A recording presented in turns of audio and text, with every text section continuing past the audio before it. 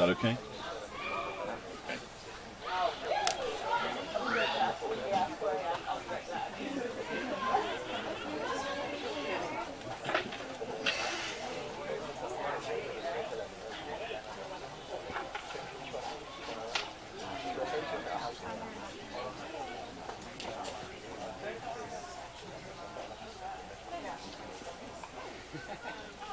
Okay, welcome everyone. Thank you very much for coming to this Japa workshop.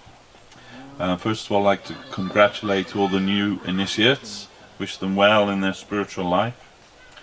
This workshop is not just for those who are new to chanting Hare Krishna, but those who, in general, who wish to improve the quality of their japa and perhaps identify some bad habits we might have picked up over the years from chanting. I can give you an example. Just recently I was sitting next to a senior devotee who was chanting their japa, and I noticed, having a very critical mind and critical ear, that they were chanting, missing out one. They were chanting Hare Krishna, Krishna Krishna, Hare Hare, Hare Ram, Ram Ram, Hare Hare. And I pointed it out to them because they were a friend of mine and they weren't offended, but they realized they'd been doing that for at least the last 10 years. And it's very easy to do something like that. Anyhow, this is our workshop. Sorry, can you go back one slide, Prabhu? Yeah. I didn't get that on the, there we go. Okay. Good. So, these are the goals for our workshop. To re-evaluate our practice of japa. To look at bad japa and how to avoid it. Learn strategies to improve our japa. How to meditate on the holy name, how to avoid offenses to the name, and questions and answers.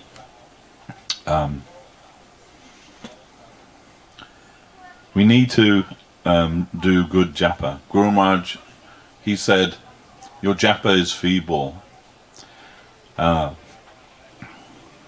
When you're chanting the holy name, when you try to understand where your mind is, you will find that it is marketing elsewhere. This was Guru Maharaj's expression. Means I'm chanting, but thinking about stuff, other stuff. So this is what we wish to avoid in our chanting. Jayati Jayati Namada Rupam Murare Viramita Nija Dharma Dhyana Pujadi Jatnam Kaptamapi Sakridatam Muktidam Praninam Jat Paramam Amritam Ekam Jivanam Bhushanam Me. All glories to the all blissful holy name of Lord Shri Krishna, which causes the devotee to give up all conventional religious duties, meditation and worship. When somehow or other, uttered even once by a living entity, the holy name awards liberation. The holy name of Krishna is the highest nectar, and it is my very life and my only treasure. This verse is written by Sanatana Goswami, and we heard very often this expression from our Gurudev Srila Govinda Maharaj: chant Hare Krishna and be happy. So he didn't mean chant Hare Krishna and try and be happy. He meant by chanting Hare Krishna, thereby you will be happy. So in the age of Kali, it is necessary, only necessary, to chant the Lord's holy name without offense. The first directive is chant Hare Krishna. Later, chanting without offense will come to us.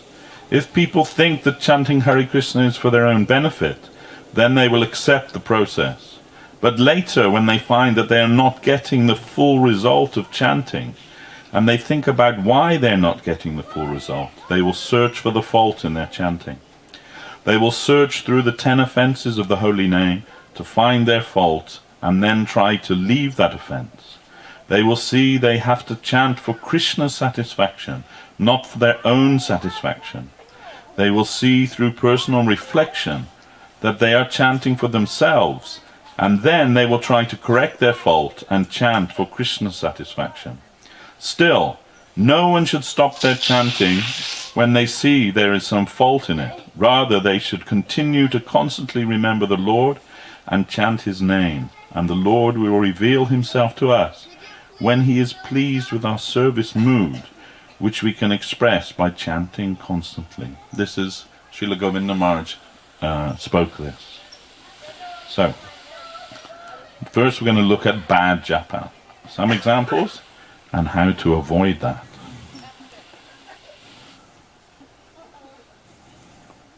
Bit of fun.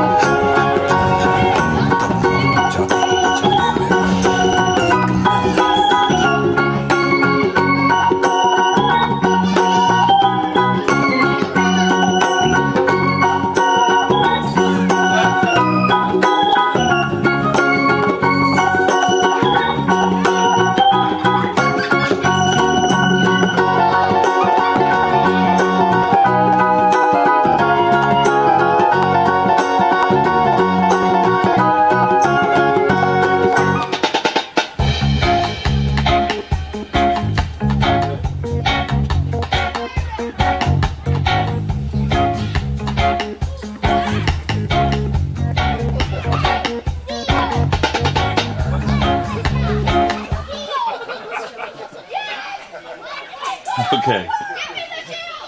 So, a little bit of fun. makes everyone laugh, but I'm sure every one of us can recognize something in there that we might be ourselves guilty of. So, what's the common theme that's running through all of that? What is the cause of most bad japa? Anyone like to? Inattention. Inattention. So, from Harinam Chintamani by Bhaktivinoda Thakur, we can learn how to give up inattention while chanting. Haridas spoke thus to Sri Chaitanya Dev, to Sanatana Goswami in Puri, and to Gopal Bhatta. When you travelled to South India, you taught the importance of performing one's chanting without inattention. Inattention is counted as one of the aparads. Even if one successfully overcomes all the other offences in chanting, and one is chanting continuously, still love of God may not come. One should know the reason for this is that one is committing the offence known as pramada, or inattention. This offence will block progress to prema. Pramada may mean madness, but here the meaning is inattention or carelessness. It is from this offence that all other offences spring. The wise men recognize 3 types of inattention: indifference or no attention, laziness, and distraction or attraction to other objects. By good fortune, after getting faith, a jiva will take up the name. By chanting regularly, counting on a tulsi mala carefully, he will develop attraction for the name. However, until that attraction has actually developed, one must be very careful about how one chants.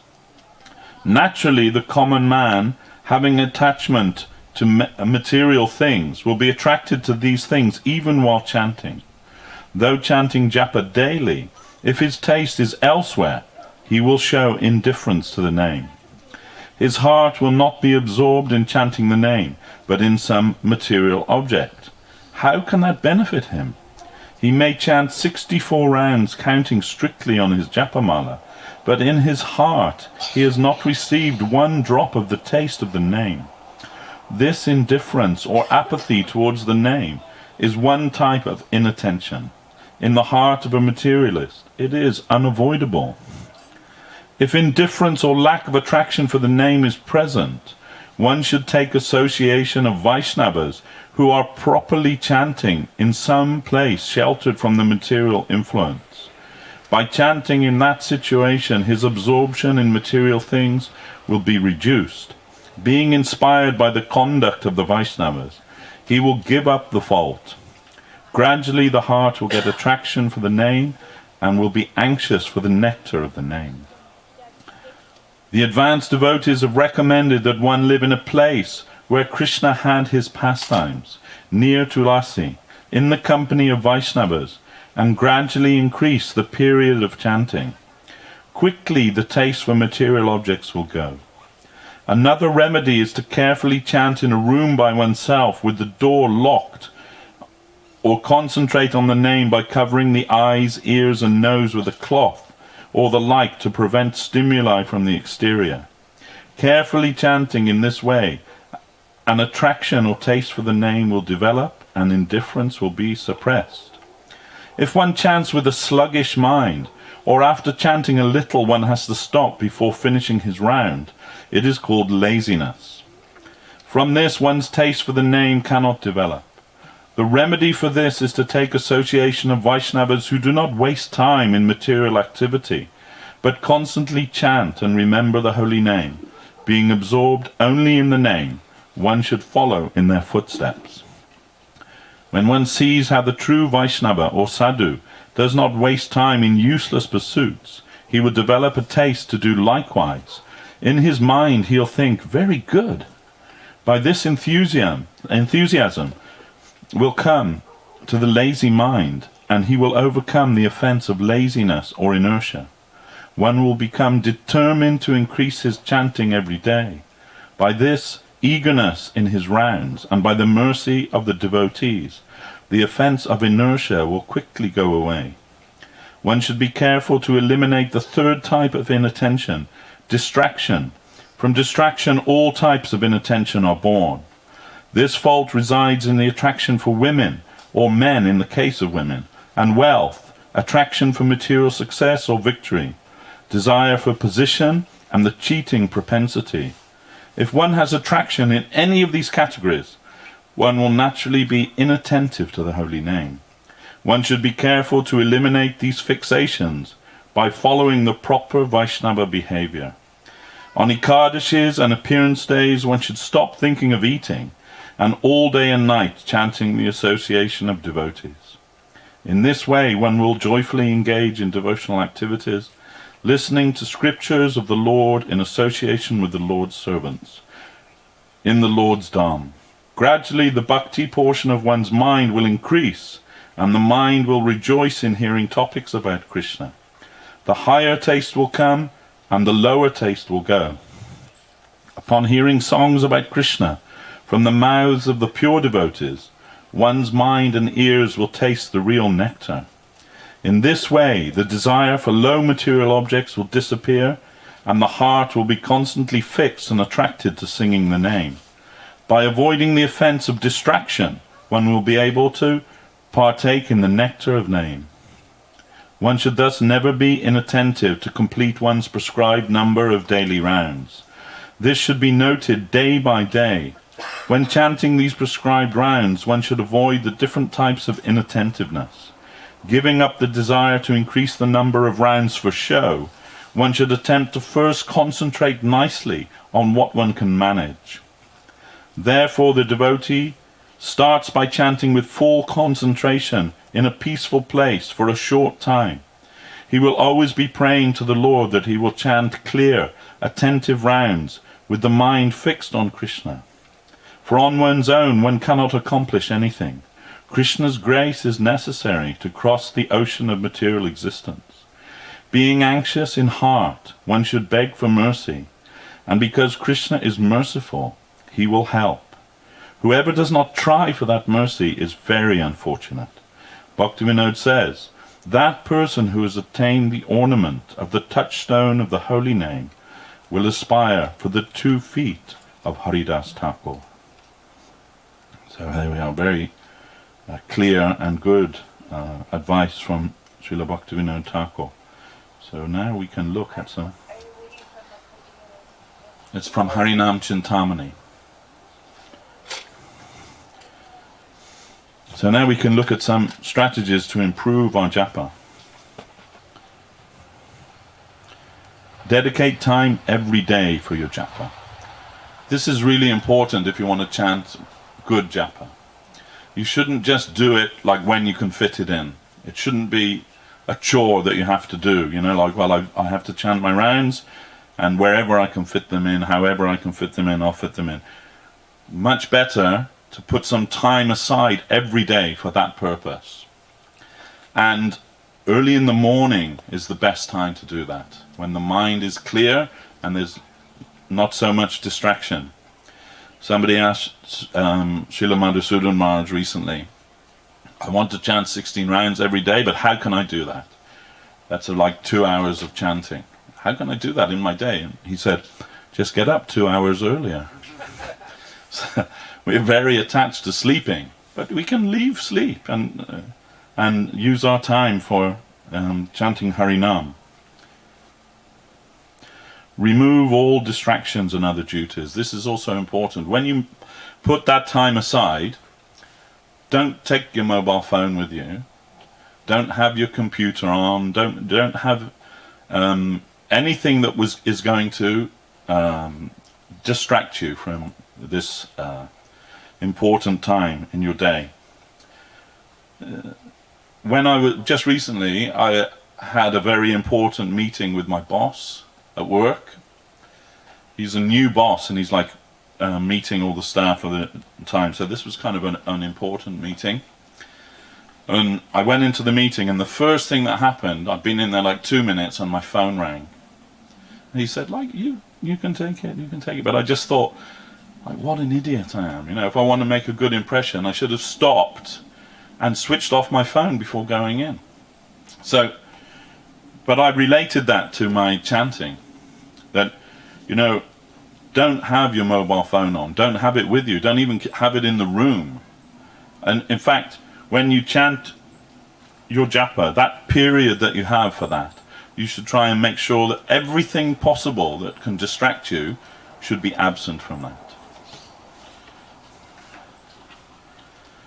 And if you think of your chanting to make this your time to be with Lord Krishna. So if you think chanting the holy name of Krishna is our way of communing with Krishna. The name of Krishna is non-different from Krishna. So we should think, okay, now this is my time to spend with Lord Krishna when I am chanting my japa. And, you know, as your taste for the holy name increases and you want to increase your time with Lord Krishna, he won't refuse. He won't say, I haven't got any time for you. He always has time for us. So we should always try and think. I find this is a very good strategy. When I'm doing my japa, this is my time to be with Lord Krishna. And chant clearly and slowly. It's not a race. It's not like I've got to get them done as quickly as I can and I've got it down to 6.5 minutes per round now. And what kind of quality will they be? It's better to take a little longer and chant the names clearly and hear the name clearly than just to rush through it. It's not a race. So, and listen to every mantra. So we don't need to think about, I've got to do this many rounds. All you need to do is concentrate on this mantra. Concentrate on this mantra, one mantra. Try to do that perfectly, then concentrate on the next mantra, and so on. You don't need to think. The first thing that Srila Guru Maharaj told Govinda Maharaj about chanting japa was never do this. Like, how much more have I got to do of this round? Don't do that. Never think about, like, when will I finish? Hear the holy name. This is important. Make a vow that you will hear the holy name. It is not that by hearing our own sound vibration we will get Krishna consciousness. Our chanting of the name is not that pure that simply by hearing the syllables that I am uttering I will get the name, get the benefit of chanting the name. But understanding the holy name, that means by associating with the Vaishnavas, hearing from Sri Guru and reading the books, we will get the right conception of what the holy name is. And that will inform our chanting. As we chant, that will inform our chanting. But it is important to hear the holy name and concentrate on every word. Each word, each syllable of the mantra, concentrate on that. Listen to one mantra, as I said. One mantra, that's your meditation. Just this one mantra. And when that mantra is complete, now this mantra is my meditation. And so on. And be firm in your determination that I will do my best to try to concentrate on the holy name. We don't need any prayer. Guru Maharaj said not to attach any prayer to the chanting of the holy name, except that we can think, I am very fallen and very unqualified, but if you like, you can live in my heart and dance on my tongue. And you can make me as you want me to be. That should be our... And if you want to reveal yourself to me in my heart, you can do so. This should be our prayer. And constantly bring your mind back to hearing the mantra. Because it's a sadhana, it's a practice. You won't get it straight away. You won't be able to concentrate on the holy... Maybe the first few, but after a while you'll find your mind wandering off somewhere. Then when you notice that, bring it back. Bring your mind back to hearing the holy name. and be detached. Don't get upset if you're not when you realize, oh, I've just chanted 4 rounds and I didn't hear any of them. Don't get upset. Don't get depressed. Just carry on. Be detached from the result. And ignore the mind. The mind will tell you all sorts of things. Oh yeah, I need to check this. Oh yeah, I'm doing this today. I need to check this. I should do it now. No, switch it off. I don't need to do that now. It can wait. When I finish my japa, then I can do that. Whatever it may be. The mind will always try to take you away from your chanting. But don't listen to your mind. And practice humility. If we are humble, then the Lord will reveal himself to us. When we are thinking, oh, now I'm really developing a taste for the holy name, then Srila Guru Maharaj said, if you think you've got it, you're very far away from it. All the Vaishnavas think that they are very far away from realizing the goal of chanting the holy name. And as long as we remain humble in our attitude to approaching the holy name, he is more likely to reveal himself to us. And take shelter of the name. The name is Krishna himself, so we should try to understand that he is our protector, and he is our master, and he is our guide, and he is our deity. The holy name is our deity. So we treat our Japamala as a deity. We don't keep the Japamala in a dirty place. We keep it in the bead bag. Srila Guru Maharaj said, the bead bag should be a white bead bag. He said, the mala has no varna or no ashram, and his dress is white dress. Not colored ones or pictures of Krishna on them or with pockets to put your money. No, not that. Just a plain white bead bag. This was Srila Guru Maharaj's standard. And rely on Krishna's mercy. If we understand that our chanting is fully dependent on Krishna's mercy, and we are confident that Krishna will be merciful to us when we chant, then we can proceed very happily in chanting the holy name. This is Srila Govinda Mela said, what is actually important and necessary is quality in our chanting, but as much as possible we should also try to chant in quantity. If we leave aside quantity in our chanting, quality will not come. Chanting in quantity in a regular way is good, because our mind doesn't want to chant regularly, so we need to practice. So meditation on the name. When chanting the holy name, how should we meditate? What should we think about? And you know, what can we do? Sometimes devotees think, oh, I'll sit in front of a picture of Krishna and look at the picture of Krishna, or like this. But this is Guru Maharaj's advice to us. Our Guru Maharaj told once, when taking the name, we shall not encourage our mind to see a picture, because when everything comes to the mind, other senses go there like a vulture on the cremation ground. Whenever some sound, eyes say it must be of such color, such figure. The touch also, it may be touched in such a way.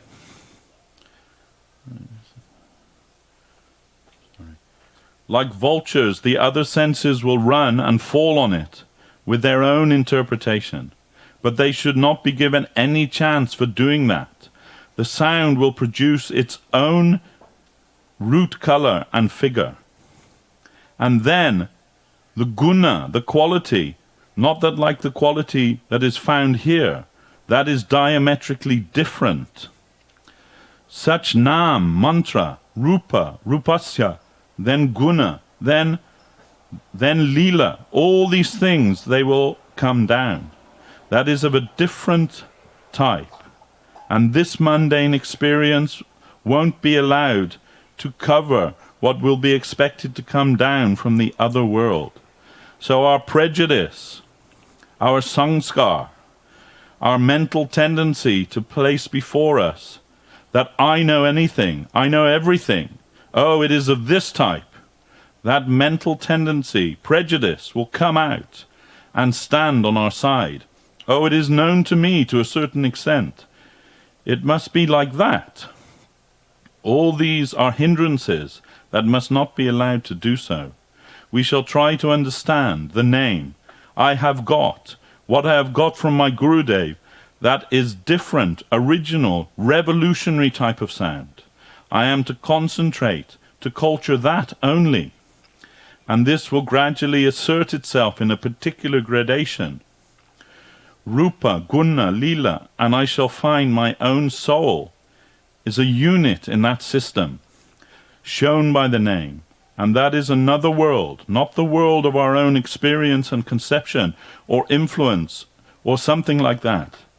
It is pure spiritual consciousness, and we shall dismiss all our empiric attempts to go and modify the progress, and progress will be hampered thereby. So sevan mukhi hi jivadho, we shall engage in the service that will come from the Vaishnav quarter, and thereby the prejudices will die and clear out from our mind, deprived of their food. Whatever initiative is taken from the mind, that will fill the mind and help it to continue its longevity. So only we shall carry out the order of the Vaishnava, the Guru, and according to my fortune, higher Gurus, Guru of a higher level. By obeying his order, I shall be able to evolve, that under him my present existence will vanish gradually, the mental existence.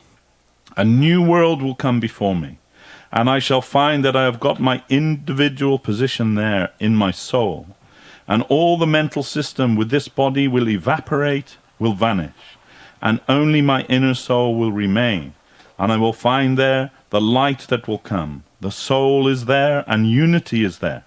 And the whole new world will come in view, and I will find that I am there, represented in such and such position, and my present conception of my own existence, with ego, with mental system, with body, everything will go away.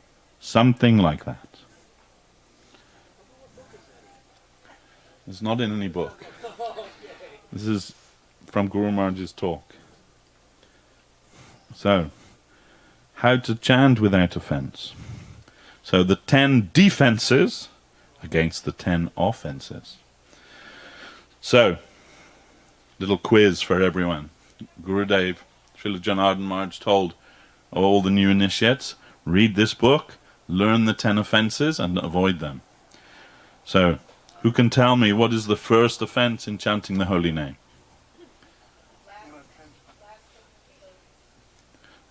That is called? This is called Sadhu Ninda. To offend those who have dedicated their life to the propagation and service of the holy name. And how to avoid that? Srila Bhaktivinoda Thakur says, serve those who serve the Lord and appreciate their good qualities.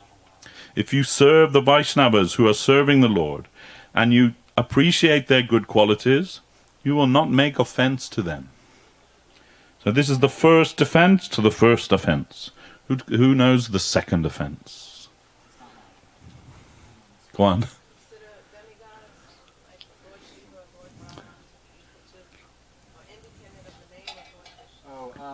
There's a microphone here if we want to pass this around so people at home. Okay. So yes, second offense is to consider Lord Shiva, Lord Brahma, or other gods to be equal or on the same level as Krishna. And at the same time, the converse of that, to disrespect the gods and goddesses. So, the defense against that. Adore Lord Krishna as the supreme enjoyer, controller, and friend. And respect great personalities such as Lord Shiva, Lord Brahma, Ganesh, and Hanuman as exalted devotees of Lord Krishna.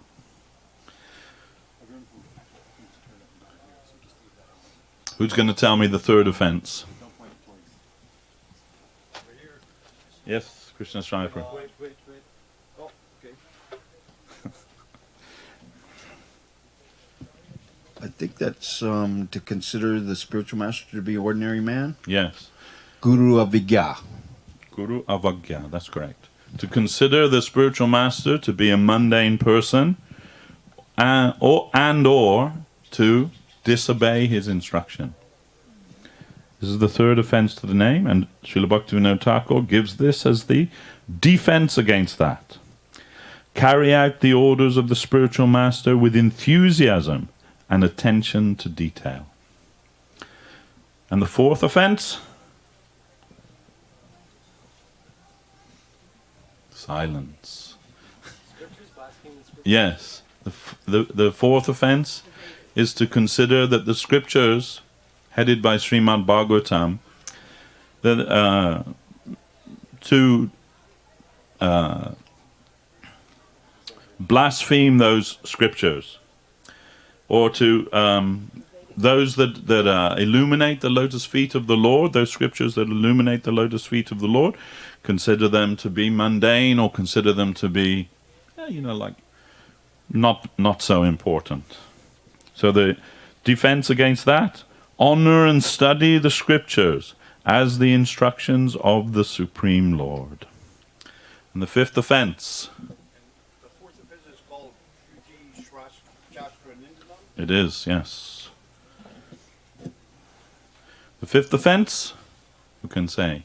You have a cheat sheet right in front of you, don't you? Yeah, I do, yeah. They do. Oh, yeah, you have all the new initiates, they have their book Are they there. allowed to refer to it? They are allowed, yes. That's the idea. Read it and understand. No, Piety? thinking no. that the praise of the holy name is exaggeration. Yeah, that the glories of the holy name is exaggeration. Or also it sometimes is told to give some mundane interpretation to the holy name. So Bhaktivinoda Thakur says, consider descriptions of the glories of the holy name given by the Acharyas and the scriptures to be not even slightly exaggerated. So we read things like, that one name of the Lord can counteract more sins than you can commit in billions of lifetimes. So someone may hear that and think, it's just to encourage us. That's obviously not true, can it? But we should not think like that. But also we should understand what that means. The holy name, what kind of holy name of the Lord? Not just, what we hear or what we speak, but the pure name, Shuddhanam. Then the sixth offense to the holy name? No, to think that the holy name is imaginary. You have to wait to be called on, please. Wait to be called on. So Bhaktivinoda Thakur says, experience the holy name as transcendental sound descending from the spiritual world. Golo kera premadana harinama sankirtana. That divine name has descended from the spiritual world, Goloka Vrindavan, to this material world in the form of Harinam Sankirtan. It is the chanting of the holy names of Krishna is non-different from the flute song of Krishna. Seventh offense? Wait to be called on. Wait to be called on. Commit sinful activities on the strength of chanting. Yeah, to sin and chant. That means, the holy name is so powerful that, if I go down the pub on Friday night and get blind drunk, tomorrow I can just chant and that will be counteracted by my chanting. And I can do that. The chant, we just heard, right? One holy name that can counteract more sins than you can do in a billion lifetimes. Then let's get on with the sinning and just carry on chanting. So that's considered like to be suicidal, that type of mentality. So Bhaktivinoda Thakur says the defense against that: protect your investment by chanting by following the moral directives.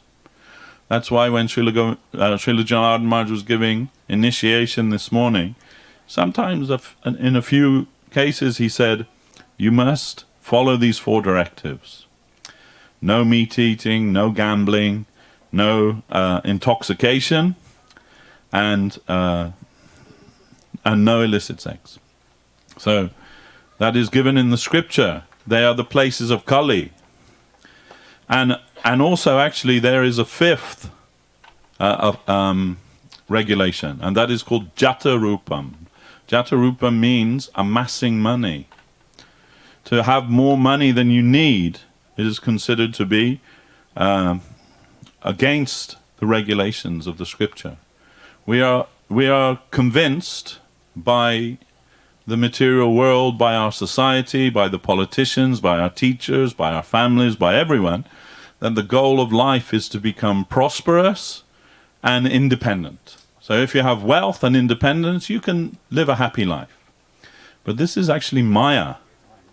Whatever money or wealth that we have, we must utilize that in Krishna's service. And Srila Guru Maharaj used to say, what I have in my hand now, let me use that in Krishna's service. And what will come tomorrow, we do not know. Srila Bhaktisiddhanta Saraswati Thakur, he said, your karma is coming to you. There's nothing you can do to prevent it from happening. And there's nothing you can do to make it happen. So don't waste your time concentrating on that. Just concentrate on Krishna Nam and the service of Hari Guru and Vaishnava, and let your karma come as it's meant to. You can't avoid it anyway. So protect your investment in chanting by following the moral directives. So that means no meat eating, it is clear. Not to make, that also means not to make violence against others. Not to live at the expense of others. Srila Guru Maharaj said, in a very stark way, when I heard it from him, I thought, this is incredible. Because it brought it home, right? So that one may live, thousands must die. That's the truth, right? How many die just so you can have your hamburger or whatever it is? That is not a way for a gentleman or a gentlewoman to live in this world. Of course, I know I'm preaching to the choir, you know, all know that. But that is important. And no gambling. That doesn't just mean, the roulette wheel or, the lottery or whatever it is. It also means not to cheat others, not to live by deception and by cheating others. It means to be honest and truthful and to live by a moral code. That is also, and Guru Maharaj said, and panam. Panam means intoxication. So it just doesn't mean ganja or wine or, alcohol or drugs. Guru Maharaj said, the mood of enjoyment is also panam, intoxication. So we should not try to be, it doesn't mean we should be miserable, but it means we shouldn't just be striving to enjoy all the time. That, happiness and distress will come to us anyway. And not to get overwhelmed by that. If you win the lottery tomorrow, you're going to be happy. You're going to be ecstatic for a little while. And if some tragedy comes in your life, you're going to be very unhappy and depressed. But in both cases, you shouldn't let that overwhelm you. Try to be equal to both those things. And not to make that your focus in life. So, if you follow the moral directives, Srila Govinda Mela said, if any of my disciples think they don't need to do that, then they are influenced by Kali. So the 8th offense, who can say?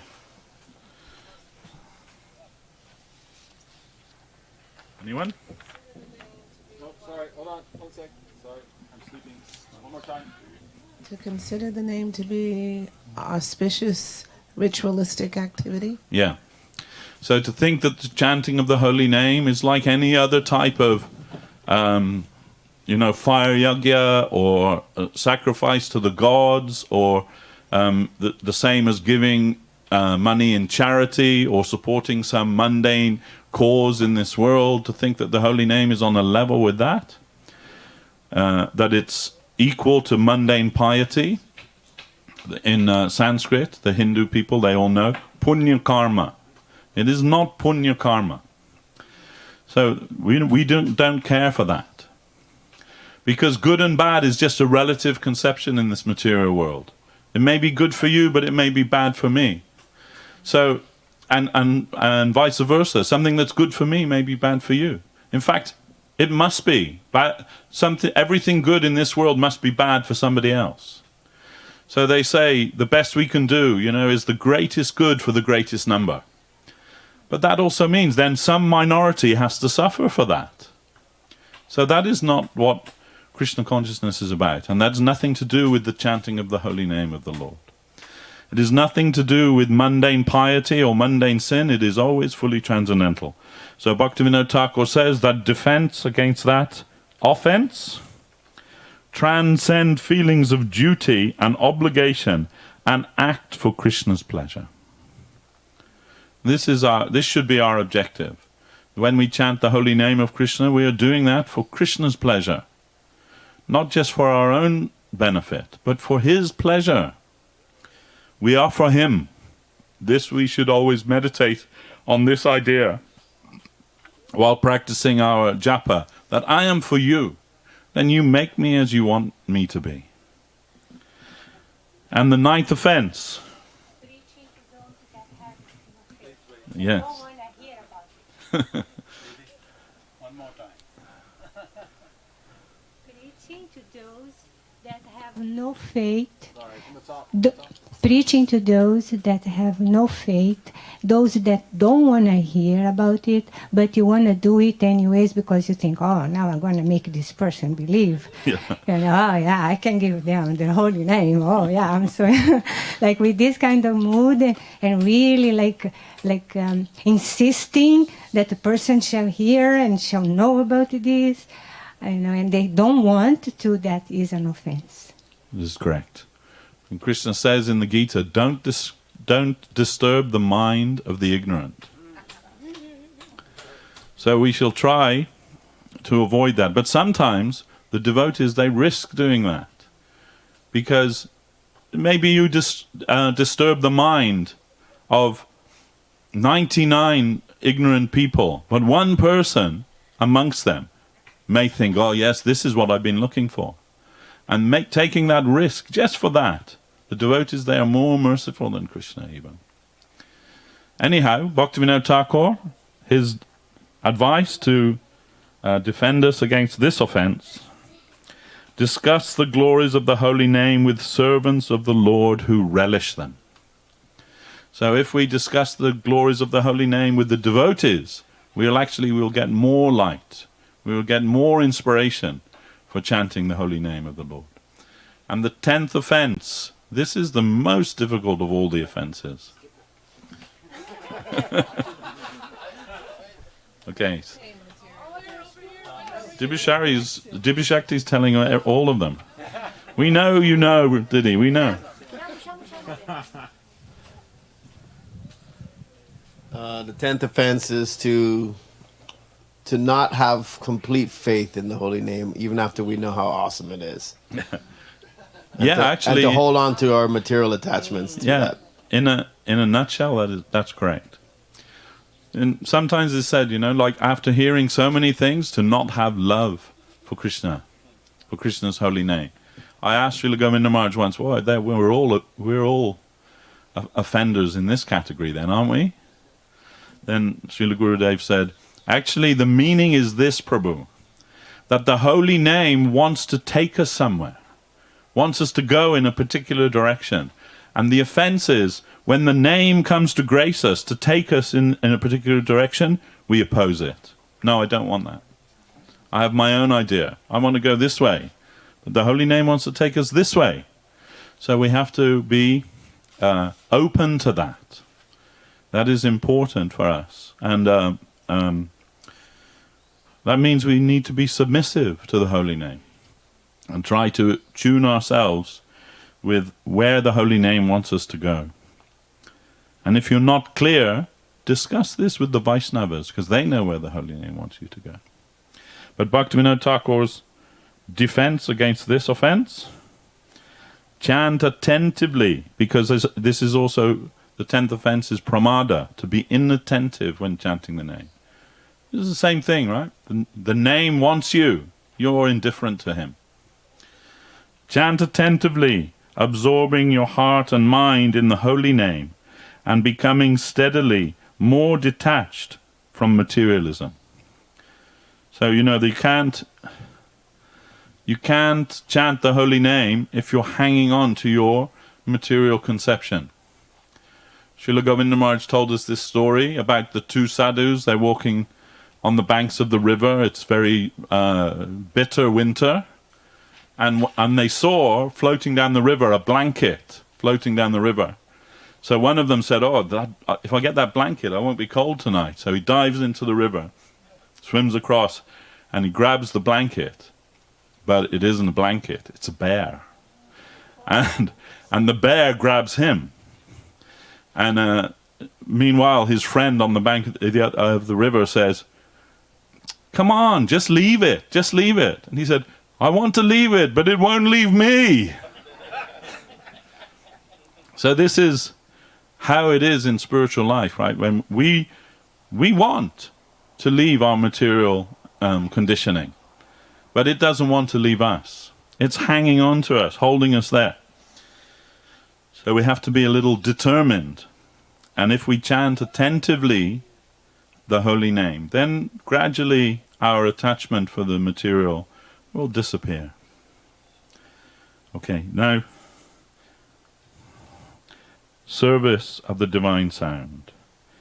This is very instructive. This is Guru Maharaj's reply to this question. The devotee asks, "Maharaj, could you tell us something about service? Doing 16 rounds in a day and selling some books, is that enough to achieve the Lord?" This is Guru Maharaj's reply. "The essential thing is to try to increase our inner affinity towards the cause. So when external services are absent, we can go on with even more counting, and when we are busy in the service, maybe less. That does not matter much, but service is necessary, and that which may increase for the serving tendency, which may increase our service tendency. The name is advised in a general way. Take the name, to count the name. Oshta, spandana, matrena, kirtanam tu, tato baram. To meditate on the name within, that's less important. And if the vibration is on the lips, then it will be of a more higher type. That is utilization, the vibration created around, more useful. And then chanting the high sound, that will be more helpful to help the environment. So many, the vibration, and in the form of the book, that is Nam Mahata. Counting the name is a difficult thing. That is cultivation about the name, about the sound. Through the sound means that which is one with the substance, the meaning of the sound. To cultivate about that, anushilana. That may be in the beads, and that may be in preaching, and even by the medium of the distribution of the books. That is preaching, the noble position, the unique purifying position of the name. When I'm delivering a lecture, or when I'm writing an article, enhancing the nobility of the name, the higher purifying tendency of the name, that is also kirtan, nama kirtan. It is going to propagate the greatness of the holy name, so that is also chanting.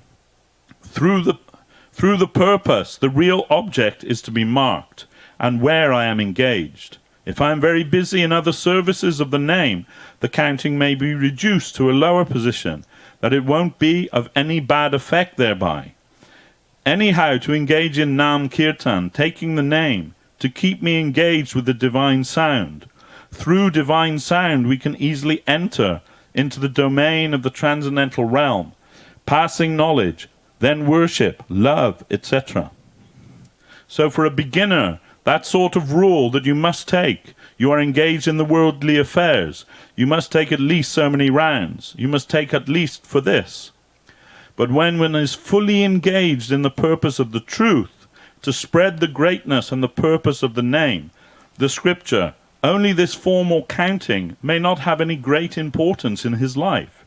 He is a wholesale here within the name, there doing service of the name, and the counting also must be of a serving tendency. That must be there. Otherwise there will be aparad, there will be abas, and so many possibilities there. That means aparad means offense, and abas means like a reflection of the name. Anyhow, to go on deep into the service of the divine sound, to spread the divine sound, and to stop this mundane sound, which is the medium of so many busy activities of this mundane world. The mundane sound flow waves should be transformed, should be not transformed, should be replaced with the waves of divine sound.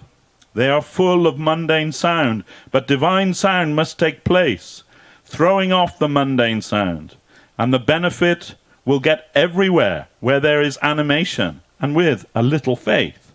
Gaura Haribo, Gaura Haribo, Gaura Haribo, Gaura Haribo, Gaura Haribo.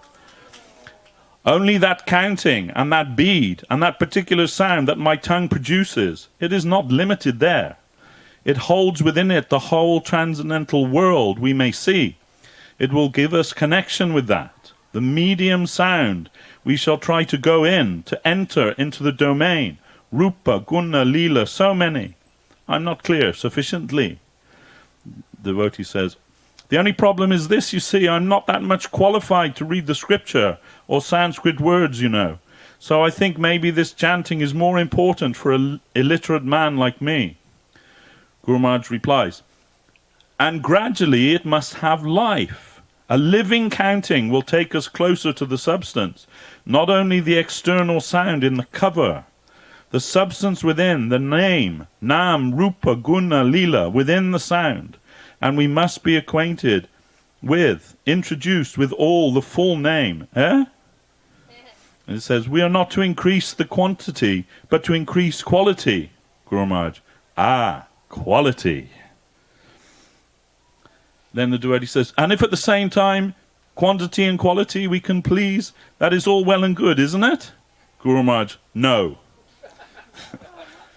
That depends on the sweet will of the Lord, on the direction from the upper. Haridas Thakur, he concentrated to the counting more, but Rup, Sanatan, Raghunath, not so much concentrated to the counting. As directed by the above, it will be of such importance, not equal in all cases. To show example to different types of men, different ideas have been set here, but we appreciate more the services of Rup Sanatan than that of Haridas Thakur. But Haridas Thakur's example is also necessary for a particular group, for the conditioned souls. And we do not think that the gopis in Vrindavan, they're always counting the name of Krishna. One name is sufficient to make them more than mad. So there we are. That's the Hare Krishna Maha Mantra. So, if anyone has any question about that or anything else we've been discussing, I'm ready. Is that Yes. the end of the slideshow? That's the end of the slideshow, yes. I was just wondering, will that slideshow be available for us? Like, can we download it? I'm sure we can. It's being broadcast, right, Prabhu? Yes, we're streaming, and the audio quality is actually good today, so. So it'll be on the Vaishnava Seva website? Like the PDF format or some type of... Yeah, if you want, I can give you. Okay, perfect. Thank you. Yes. There's a microphone? Oh. Yeah. Oh, sorry. Let me turn that up. Okay, go ahead.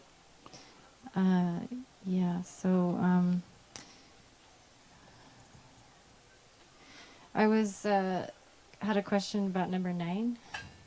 Yeah. And it really interests me because it seems like so many people are so easily offended, right, by one's own belief system or worldview, and so I'm, thinking about certain people that I encounter in my life that would be offended just knowing that I took initiation. So, I mean, that's just how it is, right? That's just people with a materialistic mindset. So I'm just wondering if even speaking of that alone is something I should just keep within, those who would honor that. Yeah. So what's your question actually? So my question is should I not talk about that with people? Should I just, unless I know? You'll have to gauge that yourself according to the person that you're interacting with. If you think they'll be offended by telling that, then better to avoid that conversation. But if you think they might be interested, then it's good to try and share that with others as much as possible. But if people understand that you're a devotee of Krishna, the best way to preach to them is to show by your own life, to show who you are. And when they see, oh, this person is very a good person, and they're very compassionate and loving, and they show a very good example, I would like to be like that person. Like, what's the secret? What? Like, when I was, I used to work for the government in the UK, and one of the things I was involved with was producing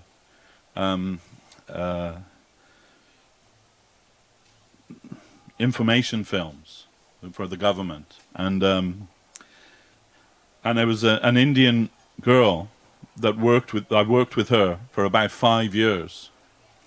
Her name was Uma, and then one day I was invited to some friends of mine from ISKCON. They were having getting married, and they invited me to their wedding. And when I was there at the wedding, she was also there. And afterwards, she came up to me after the ceremony and everything, and she sat next to me and she said, "Oh, so I guess Hare Krishna is in order then." I said, "Yeah." She said, "Oh, we worked together for so long, I had no idea." She said, "But actually I did have an idea. I always thought that he's so peaceful and like so kind of not interested in the things of this world, like that everyone else is interested in." And I was always thinking, oh, maybe he's a devotee. But I never had the courage to ask you. But there we were. We met like after 5 years in the temple.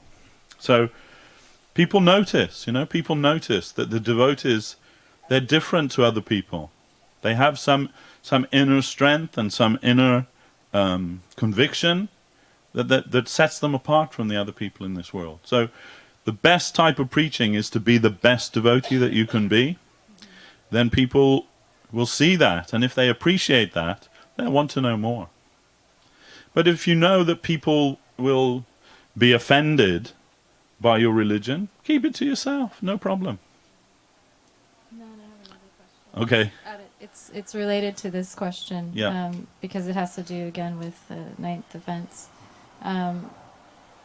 So, like when we're out and we're doing Harinam, some people love it and some people don't. So is that in any way, shape, or form possibly offensive or not? I'm not clear. Well, if that Nama Sankirtan is being conducted under the direction of a higher Vaishnava, then it is always perfect. And Mahaprabhu taught this as the highest thing, the chanting of the holy name in congregation, to try to spread to others. And once when somebody asked my Guru Maharaj, Srila Sridhar Maharaj, how should we preach about Krishna? He said, Just tell everyone about the love and beauty of Lord Krishna in a very general way. And those who are attracted, they will come forward to find out more. So we don't need to get in arguments with people or try to prove our point or try to, establish the superior position of Krishna Bhakti or any of those things. Just tell people about how beautiful Lord Krishna is, how loving Lord Krishna is. And if that touches their heart, they'll come forward to know more. And if it doesn't, move on. No problem. Who is attracted, they'll be attracted. And we see that like when we go in the street chanting, some people, some people don't like it. They throw things at us and, spit at us and all kinds of things. But that's okay, we can tolerate that. Just because there may be one person there who thinks, wow, what is this? This is wonderful. I want to know more about this. I want to get involved with this. That's why we do it. And just by hearing the vibration, the devotee's vibration of the holy name, everyone becomes purified. The whole atmosphere becomes surcharged with that spiritual energy, whether they know it or not, whether they appreciate it or not, whether they like it or not.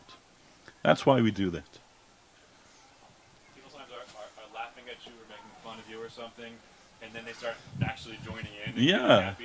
They start off like attacking you, and then they start to kind of like get into it. That's part of the process also. It teaches us humility.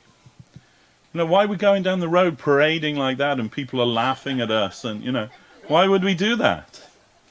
Because we know it's beneficial to them and beneficial to us also. So Guru Maharaj, he said, a devotee's diet, a devotee's food will be dal and gall. That means, dal means like simple food. You'll just take some simple food, and gall means the abuse of others. This will be your food if you're a devotee of Krishna.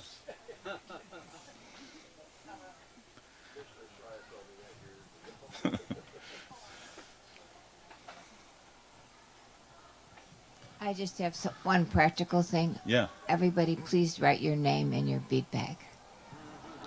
Very good idea. Yeah, that's a good idea. But don't write your name on your shoes.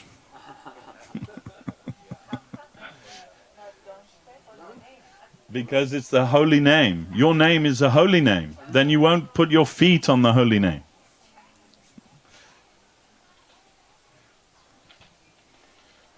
Also, on what Didi was speaking about there, how should we feel about speaking about the holy name or preaching and being fearful that that person will be offensive to the name, to the Vaishnavas? Sometimes you have to take that risk. And especially if you're invited to speak, then you have to tell the truth. Speak the truth. Fearlessly speak the truth. But try to do that in a way that's pleasing for people to hear. Sometimes you can do it by degrees, introducing a little bit at a time like this, Just on that, I remember we were in Russia with Srila Avadut Maharaj and Srila Gurudev. And Avadut Maharaj, he'd organized this great big festival in Moscow. There was going to be like a Festival of India, it was called, right? And it was going to be like all over Moscow, in all the parks around Moscow. And they were expecting like thousands of people to come it was over the weekend.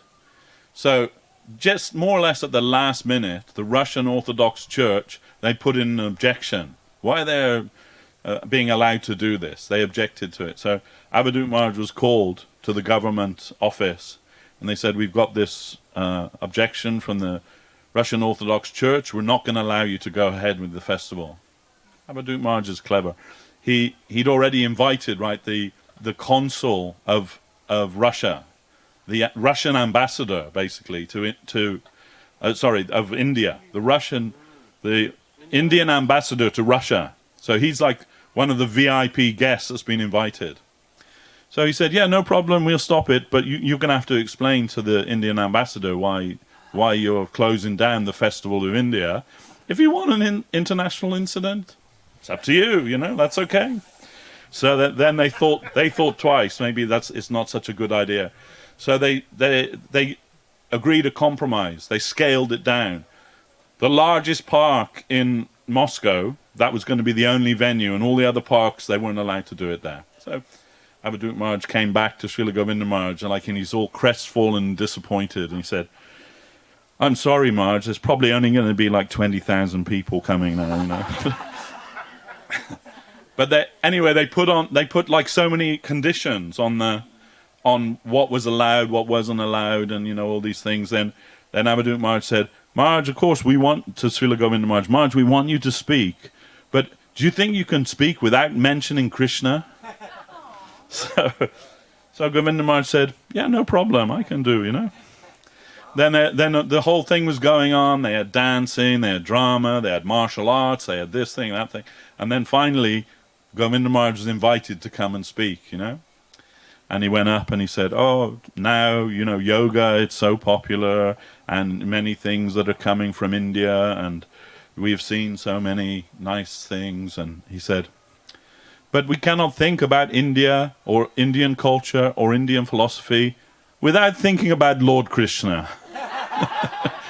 And then he just began preaching about Krishna. And his talk was so wonderful and so charming, not one person was offended by it. Everyone was joyful to hear that.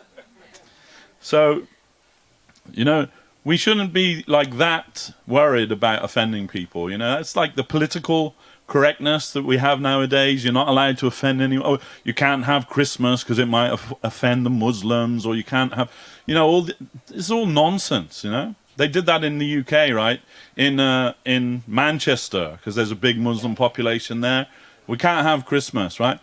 Because it may offend them. So we'll just call it the winter holiday, right? So and everyone's going, oh yeah, that's a very good idea. The Muslim community, they said, no, we want Christmas. So, you know, people don't get that easily offended, I think, you know. And if it's presented in a nice way, you know. If you're telling everyone you're all demons, you're all dogs, you know, you're all going to hell, maybe they'll be offended. But if you tell them, you know, God loves you, and God is so loving and so beautiful, and, you know, who will be offended? Who will be offended? And that's the art of preaching Krishna consciousness, is to present it in such a way that people are not only not offended, but they're actually enlivened and enriched by that. Yes, Prabhu. Yeah, there is a difference between not agreeing and offended. Yeah. Is that how do you make that delineation? Yeah, okay. So sometimes people want to be offended, you know. Sometimes there's nothing you can do that can prevent somebody from being offended, because they've already decided to be offended before you even open your mouth. So when that's the case, there's nothing you can do about that. But we can always agree to disagree with somebody respectfully. Respectfully. If you know, I present my version of Krishna consciousness as best as I'm able. If somebody says, well, I disagree, that's your right to disagree. That's okay. We don't mind that, you know. And but we live in this age where you know, one of the symptoms of this age is that people like to quarrel. No, but we shouldn't be drawn in by that. We shouldn't be drawn in by that. Just present, like Srila Guru Maharaj, Srila Sridhar Maharaj, he said, if I'm distributing food to the needy, and somebody runs away from that distribution, should I stop what I'm doing and run after them to try and feed them? Or when I've got like hundreds of people who are still wanting to be fed? No, you just carry on doing what you're doing. And those who want that, they'll come forward. Those that run away, too bad for them. You know, maybe another day you'll be able to get that person. But don't stop what you're doing just to concentrate on that one person, or the person who insists on being offended. Just speak the truth palatably. Srila Guru Maharaj said, it says in the scripture, you should speak truth, but only when that truth is pleasing to the ear. You shouldn't tell unpalatable truth, or truth which will offend people, even if it's true. Guru Maharaj said, I had a little difficulty in digesting that. Said, I thought you have to tell the truth no matter what, even if it offends people. But the scripture tells us we should only tell that truth which is pleasing to be heard. So then, that doesn't mean you should deceive people, but rather you should learn how to present the truth in such a way that it helps people and pleases the heart of others to hear that. One follow-up to that, since you mentioned it. We have situations in places where the authorities are arresting people for feeding the homeless. Yeah. Or discouraging that. So if we're providing a service, in that way, how do we look at that? I mean, if especially if we're not, let's say, preaching, if all we're doing is that service. Carry on. You have to try to do what's right. And even if everybody else thinks it's wrong, if your conviction that it's true and it's right, carry on doing it. No one says that it's not going to have its consequence. Sometimes when you're the only right person, sometimes you can be persecuted for that. And we see that, right? Many people in the history of the world have been persecuted by standing by their principles. Haridas Thakur, he was whipped through 21 marketplaces because he was born in a Muslim family and was practicing Vaishnava Dharma, chanting the holy name of Krishna. He was whipped through 21 marketplaces. And finally, by the order of the government, they're whipping him. And finally, those who are whipping him, they're crying. And he's saying, what's the problem? Why are you crying? And he said, because we're meant to whip you to death, and you're not dying. Then the Qazi's going to kill us if we can't accomplish that. Haridas said, no problem, I can die. No problem. If that, to save you any trouble, I'll die. But I cannot give up chanting the holy name of the Lord. So he died. So, at least ostensibly he died. And the Qazi had told them, and then throw his body in the river, because he's a Muslim. If he's doesn't have the proper burial rites, then he won't go to heaven, he'll go to hell. And that's what we want for him. So they threw his body in the river, and it floated down the river for some time. Then he got out the river and just went somewhere else and began chanting again. Another question, that river was...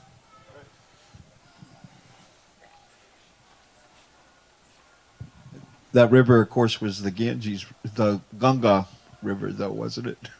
I'm not sure. Maybe. Most likely, yeah. Another question, anyone? Okay. Does anyone else have it? One little quick one.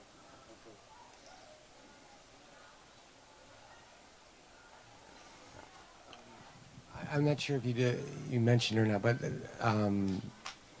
trying to interpret the holy name intellectually, where does that fall under? Which offense?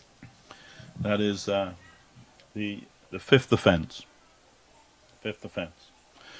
To consider the glories of the name to be exaggeration or imaginary, or to give some mundane interpretation to the name of Krishna or the holy name. Like means to try and explain the name as something other than it actually is. And really you can't actually give any real interpretation to the name, because it's fully transcendental. You can give some explanation which gives some indication about what it means. But you can't say that, okay, now I've got it. That's what it is. Because it's more than that. Whatever explanation you can give about the holy name, it may be that, but it's going to be so much more than that, Srila Guru Maharaj said, reality means that everything is what it is plus its potential. So, and he would say, so